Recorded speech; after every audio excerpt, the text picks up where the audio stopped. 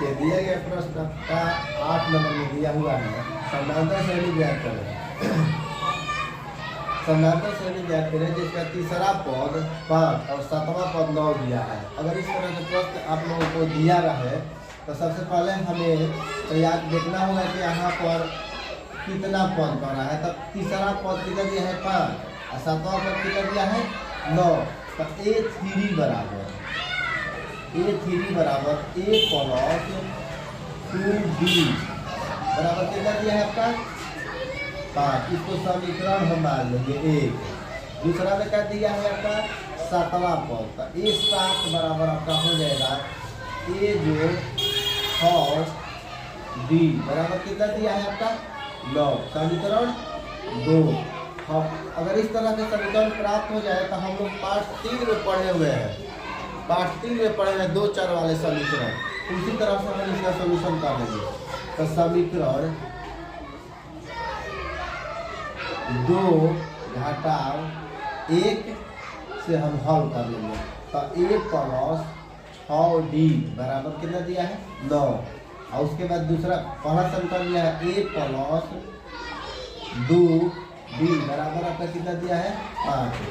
इस तरह से कर लेंगे। यहाँ प्लस है तो माइनस कर लेंगे, यहाँ प्लस है तो माइनस, यहाँ प्लस है तो माइनस कर लेंगे। ये आपका एक से घट जाएगा।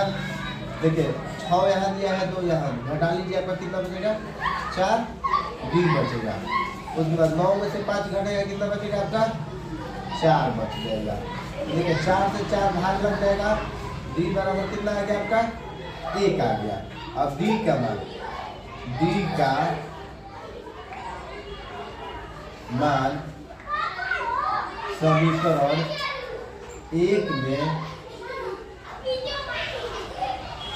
रखने पर समीकरण 1 क्या दिया है नहीं दिया है आपको ना। तो A प्लस 2 गुणे D का मान कितना दिया है 1 दिया है। अब इसके बाद बराबर में आपका 5 दिया हुआ है। तो चलिए बोलेंगे तो A प्लस 2 गुना 1 2 बराबर 5। 2 को उधर कर लीजिएगा तो A बराबर 5 घटाव 2। A का मान कितना आ जाएगा आपका 3 आ गया। आपका A का मान आ गया यहाँ पर और D का मान यहाँ पर दिया हुआ है। तो हमें समीकरण ज्ञात करने के लिए क्या हो AP ज्ञात करने के लिए AP का फॉर्मूला क्या होता है AP बराबर A पहला पद फिर होता है A प्लस D। उसी तरह से फिर हो जाएगा आपका A प्लस 2D। दो आपका इसी तरह से आगे चलते रहना है। क्या होगा यहाँ पर A का मान कितना दिया है 3 दिया है तो 3।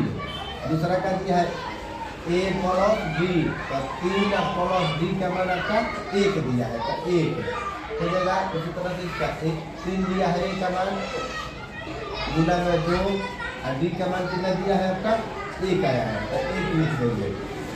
डॉट ये 3 हो जाएगा 3 1 4।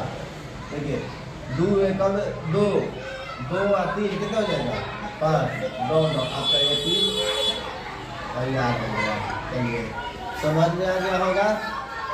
आप लोग इसको बना लीजिए, अच्छा सा लौट जाइए। तो 2026 एग्जाम की तैयारी करना